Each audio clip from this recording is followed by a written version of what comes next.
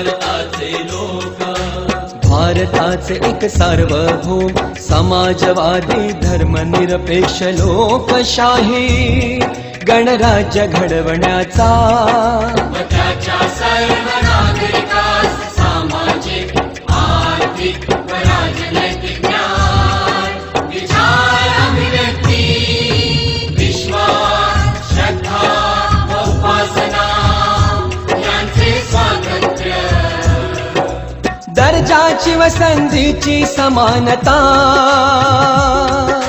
निश्चितपणे प्राप्त करून देण्याचा आणि त्या सर्वांमध्ये व्यक्तीची प्रतिष्ठा व राष्ट्राची एकता आणि एकात्मता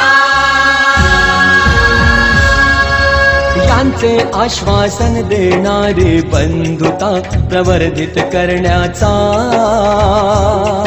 संकल्पपूर्वक निर्धार करून